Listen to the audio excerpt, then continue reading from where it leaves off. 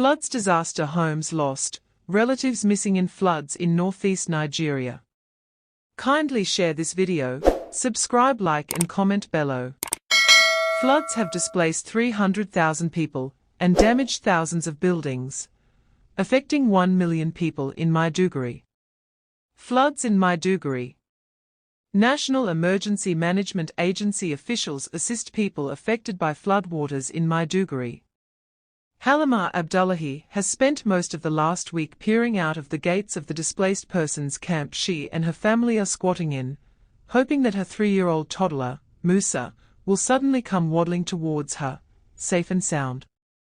The boy disappeared as Abdullahi struggled to join a queue and register for the cooked food aid the Borno State government had been giving out to displaced people in the camp. Her family had lost their meager belongings last week after massive floods swept through their previous abode, a ramshackle hut hewn from tents. As Abdullahi hurried to the crowd at the enrollment point last Wednesday, a baby strapped to her back, she asked her eldest, who is 11, to take care of the 2 younger children. Somehow, Musa, whose words are still a blabber, wandered off. More than a week later, she has no idea where the boy could be. "I've searched for him all over this camp," the housewife told Al Jazeera in her native Hausa, her voice laced with apprehension.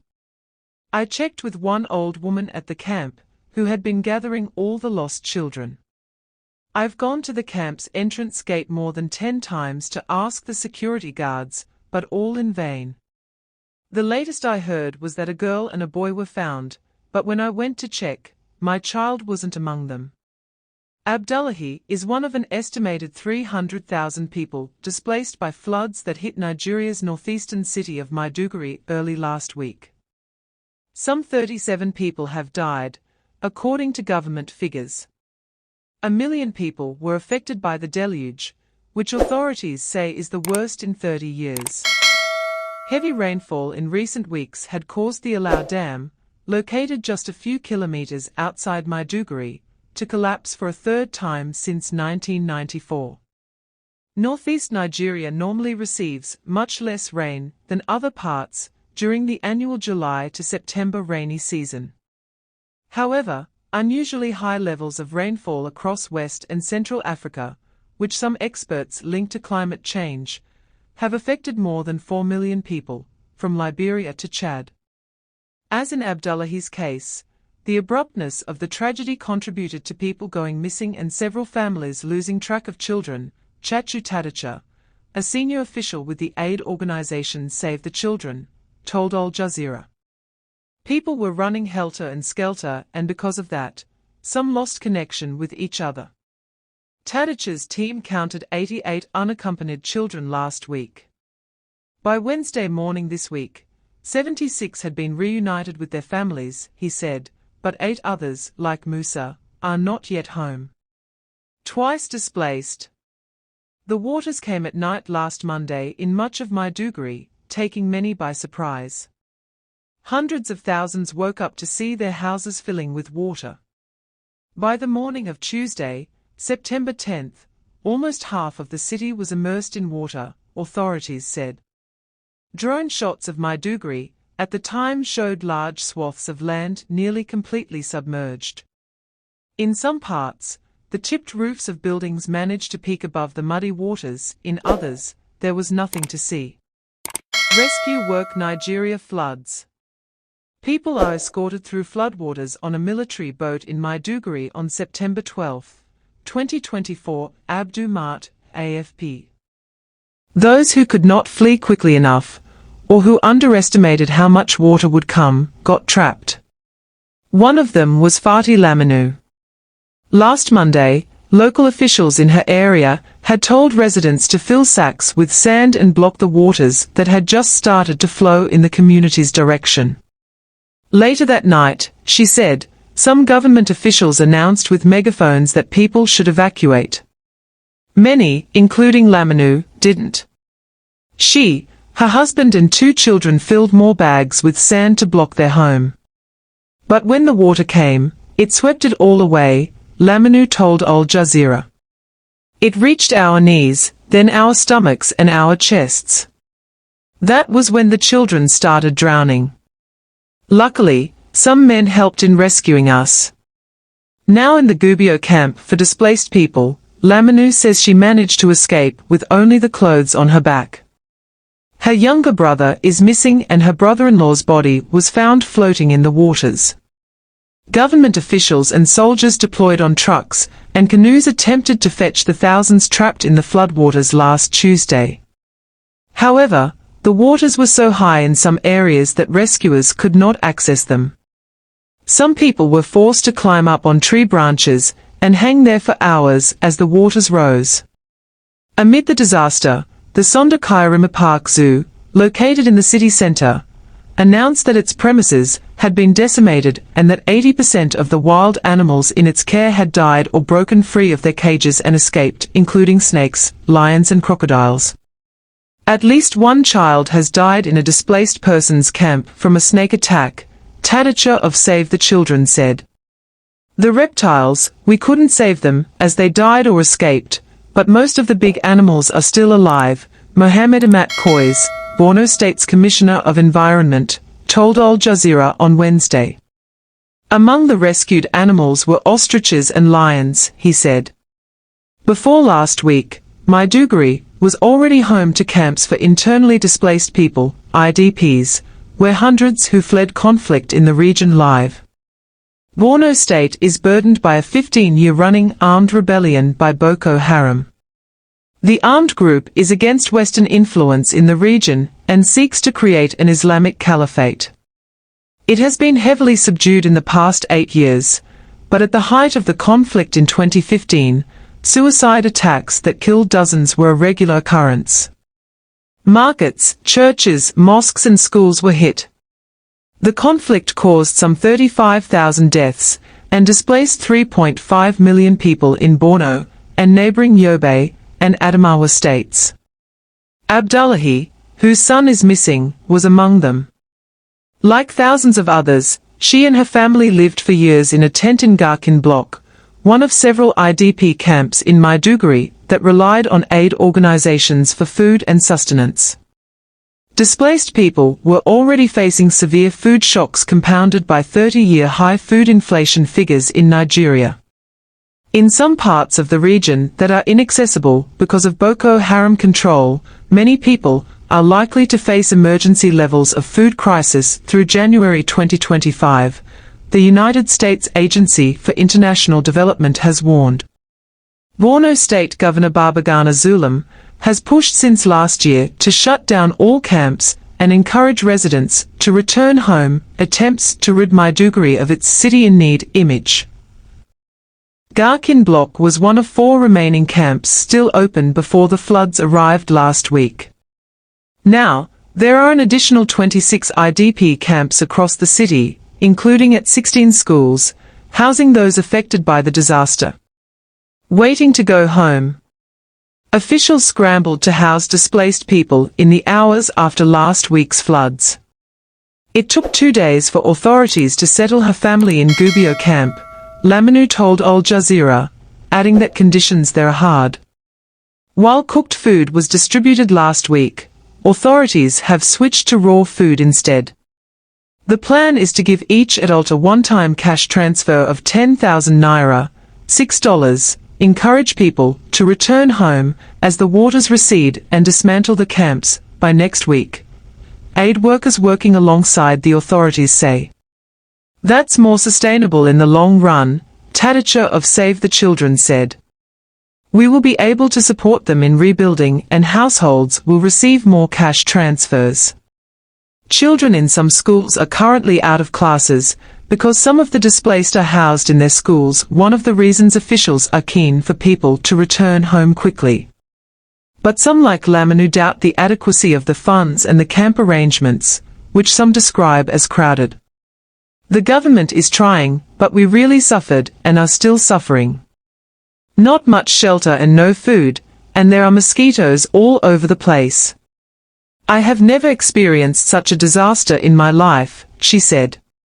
Authorities also face heavy criticism over prison transfers. Some Boko Haram members were among 281 prisoners who escaped the medium-security Maiduguri prison as they were being evacuated from the flood-damaged premises.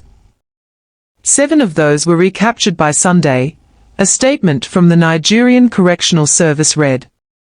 The agency said, "The incident does not impede or affect public safety."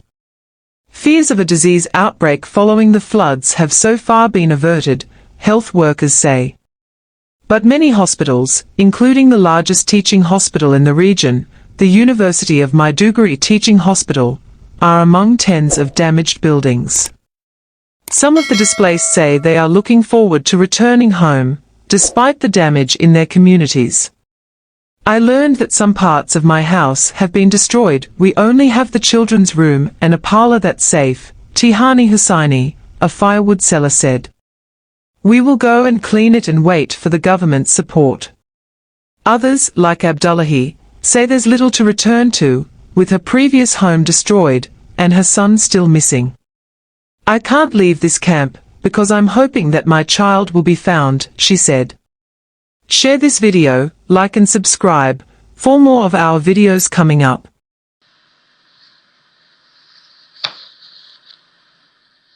Areas experienced excess water flow into their homes. By Monday this week, most areas along the waterways and flood-prone areas were already flooded. By Tuesday morning, houses, markets, shops and public infrastructure were already submerged. Hundreds of thousands of residents escaped the flood with little or no belongings. While some slept on the streets, others relocated to relatives living in safer locations. The state government directed all affected victims to take shelter in camps and schools while the floods receded. Some of the survivors who made it to the camps recount their experience. We were home when they called to inform us that flood has submerged Budum. I have relatives there.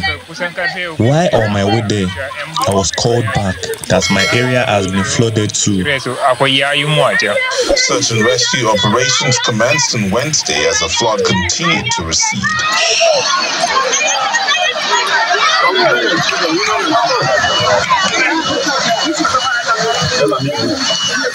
By Thursday, September the 12th, the waters had receded in most locations, while some parts of the cities were still combating the floods. As regards economic activities, some shop owners recount their experience after the floods. It was around 2 a.m. that we got the information, according to the sources of the people that told us that a flood has started coming to take over our area. At least more than 500 shops are affected. And you know that some shops are there with 2 people, 3 people inside the same shop. So if you calculate more than 500 shops by human beings, you will find out that people will be more than 1,000 people. I make more profits. This is because those that were trapped by the flood, when they are rescued, will pay us higher fares to take them to safer places. To provide for their families, survivors continue with their trade in the camps.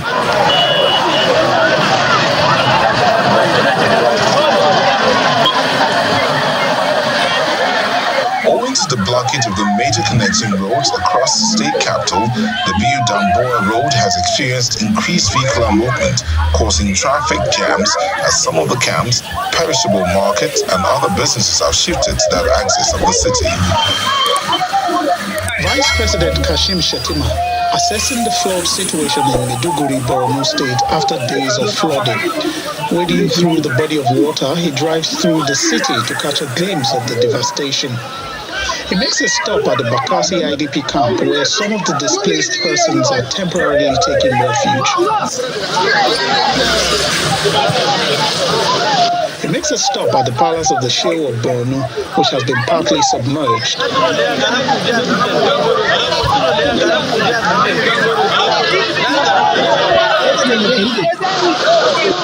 The flood impacted Maiduguri metropolis and parts of Jere local government area, affecting houses, shops, and critical infrastructure, including major roads.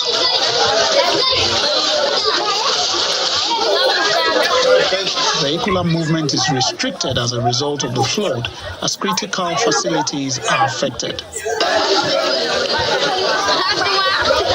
Thousands of residents living along the waterways and flood-prone areas, mostly women and children, are displaced.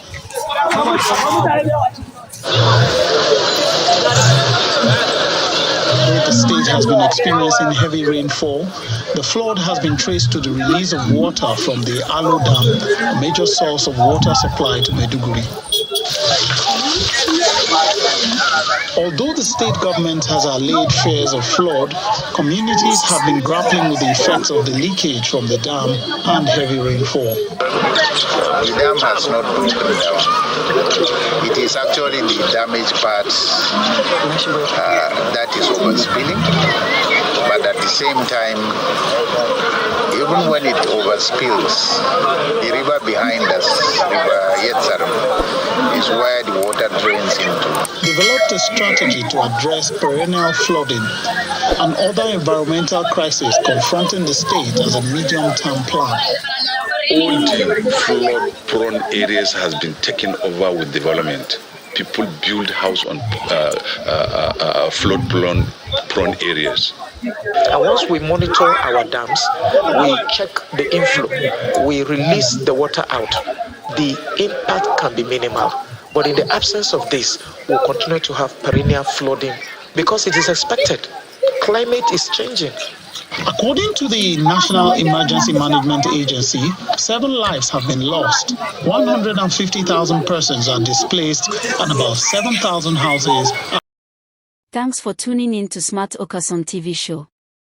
Keep exploring, stay curious, and never stop getting the latest information happening around. Don't forget to like, comment, subscribe, and share to keep the intellect flowing. Until next time, keep sharpening and be smart.